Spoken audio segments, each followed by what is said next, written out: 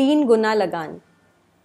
I don't know how much this dialogue resonates or makes you remember things, but this is a very, very iconic dialogue from the film Lagan. If anyone has still not watched it, I would recommend you should go watch it. So yeah, we'll be talking about that Lagan. We'll be talking about land revenue in India and how there were different systems of land revenue in India in the past when the British were here. They introduced systems such as the permanent settlement, the Raiyatwari system, the Meherwari system, and how the nature of, you know, how land was treated was changed. Land was made saleable, alienable and mortgageable. तो ये सारी चीज़ें की इसलिए गई थी because revenue was very, very important for the East India Company at that time. Each of these systems was developed over this time that there were these stages of colonialism which we have spoken about in the previous few lessons. In case you haven't seen those, I would recommend that you first go look at those as well. And because of the peculiar characteristics that each of them had, they were more suited. One system was more suited to another depending on the region in which they were. So, you know, you can take a look at that and we'll be talking about it. Now, first and foremost, let's just see why the East India Company needed money. It was a company. It could have just done work like any other company, but we all know that they were no longer just a corporation that was interested in making profits and running their business. The first thing was trade and profits. The second thing was the administrative costs, because the company's nature had changed. It had metamorphosized from being just any company to an entity that was representing the British Crown and British interests in India and in many other colonies. The third thing was wars of British expansion in India. Again, see 1858 में जब EIC का administrative rule Bharat में and हुआ और British crown ने take over किया, उसमें अभी भी वक्त था, तो ये जो एक्सपेंशन चल रहा था उसको फंड करने के लिए भी, just like any other war और mission, they needed the money which they sought to acquire through the land revenue.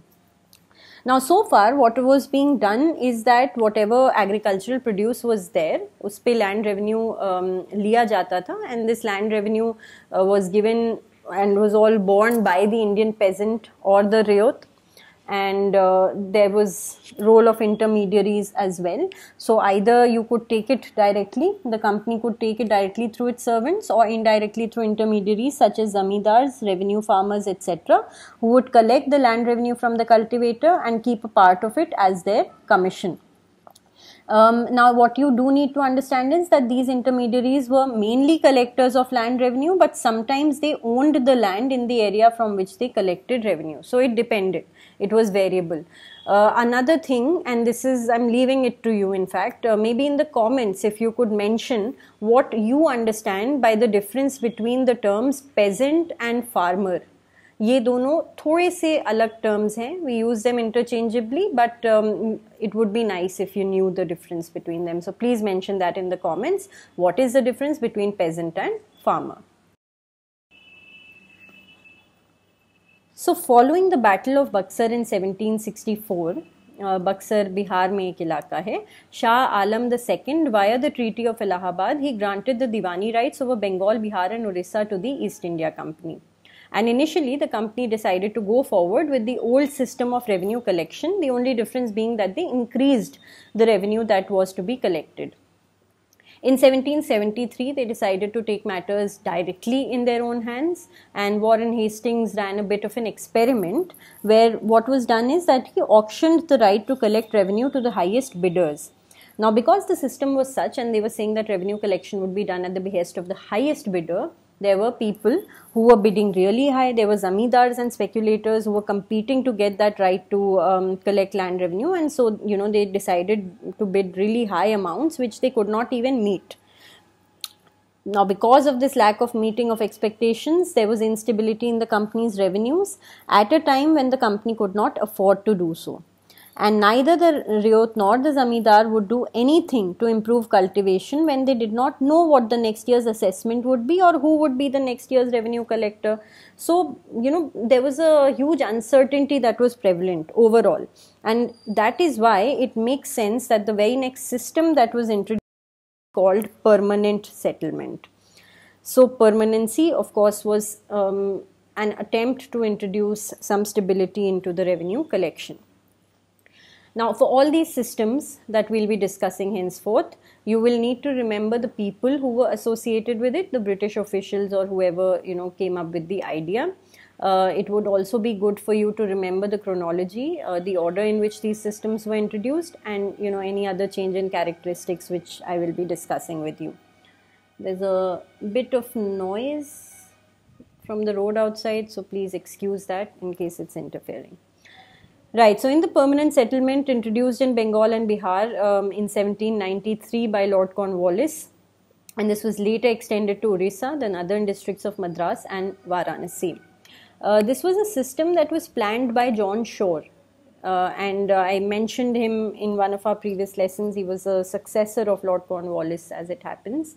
In this, what basically happened is that firstly, the zamindars and revenue collectors were converted into landlords. So what would happen is that they were not only acting as agents of the government in collecting land revenue from the Rayat, but also to become the owners of the entire land in their zamindaris. And this right of ownership was then made hereditary and transferable. So you notice the way land was being dealt with was being changed. It was no longer in the hands of the cultivators. अभी हो क्या रहा था कि जो ज़मींदार्स होंगे, जो भी कलेक्ट कर रहे हैं रेवेन्यू, वो इसको ओन करेंगे, उनकी पुश्तें इसको ओन कर सकेंगे, हेरिडिटरी हो जाएगा और ट्रांसफरेबल हो जाएगा. तो ऑब्वियसली कल को if the British want to acquire it और even the zamindar want to sell it off to get the sort of revenue that it could not generate, वो भी वो कर सकते थे. On the other hand, the cultivators were reduced to the low status of mere tenants, and they were deprived of long-standing rights to the soil and other customary rights. And what all did they have to give up? They had to give up the use of pasture and forest lands, irrigation canals, fisheries, homestead plots, and protection against enhancement of rent. All these were their rights which had to be sacrificed at the altar of this new system. And as it so happens that the zamindars were thought, so this change was introduced so that they could pay in time the exorbitant land revenue demand by the company. But how much did the zamindars have to pay? Let us see that. So the zamindars had to give 10 upon 11th of the rental they received from the peasantry to the state, and themselves they could keep only 1 by 11th. But the sums to be paid by them were fixed in perpetuity. So it was permanent, obviously, so it was fixed for all life. Now, if the rental of a zamindar's estate increased due to any reason, if there was better cultivation, improvement in agriculture, or if he could, negotiate and extract more from his tenant farmers, or he would keep the entire amount of the increase with him. And the state obviously would not make any further demand because the amount was fixed. They could not ask for more just because the land was yielding more or the zamindars were being paid more. But at the same time, what you need to understand is that the zamindar had to pay this revenue rigidly on the due date, even if there was some issue because of which revenue could not be collected or generated. So if the crop had failed or anything else had occurred, then they could not help it. They would have to pay. And even his land could be sold, which is of course going back to the point as to the nature of land being changed. The issue here is that the fixation of revenue was made arbitrarily and without any consultation with the zamindars, because the officials were just looking to secure the maximum amount that they could get, and very, very high rates of revenue were being fixed. Okay. There was change in status of the zamindars. Now, how was this change introduced? See, initially what happened that these people, they did not enjoy proprietary rights over most of the land. But why did the British then decide to do so? One could be that they misunderstood the system that was prevalent before. The other thing is that this was out of clever statecraft. And you can read Modern India, Bipin Chandra's book on this, and it is mentioned that the British recognized the fact that if they had to maintain a foothold in India, and I think we mentioned this in the previous lessons as well, they recognized that they could not work in a vacuum just relying on their own people or just relying on British. So they had to involve the Indians at some point in time. These zamindars, they would act as local supporters and act as a buffer between the British and the people of India. And in fact, when they brought into existence a wealthy and privileged class of zamindars, which owed its existence to British rule and would therefore be compelled by its own basic interests to support it. And these people, they did in fact support this foreign government in opposition to the rising movement for freedom. The second was obviously that the British were interested in financial security. And before 1793, the company was troubled by fluctuations in its chief source of income, but the permanent settlement guaranteed some sort of certainty in the income that they could acquire. The process of collecting revenue became much easier because now they did not have to handle so many people. It was just being done by a small number of zamindars. And also this was expected to increase agricultural production. Because the land revenue would not be increased in future, even if the zamindars' income went up, they would obviously try to extend cultivation and improve productivity so that they could keep a greater share for themselves. Then there was this separate temporary zamindari settlement that was introduced in parts of central India and Awadh. Here the settlement, whatever revenue had to be collected, this was revised periodically. And another group of landlords was created all over India when the government started the practice of giving land to persons who had rendered faithful service to the foreign rulers. So land was becoming a commodity of choice to be exchanged in order to gain revenue, and it was being used as a lollipop. And that's a simple way of putting it. It was being used as a lollipop, but who was losing out? The actual cultivator. And in such systems, the problem was also of absentee landlordism, which basically means that you are the landlord, you are a zamindar, you're collecting revenue, but then you're not really there to see how the land is faring, how the actual produce is faring, because you're only interested in the money that comes out of it. So all these issues also arose. The second system was the Rayatwari settlement. This was recommended by Reed and Munro.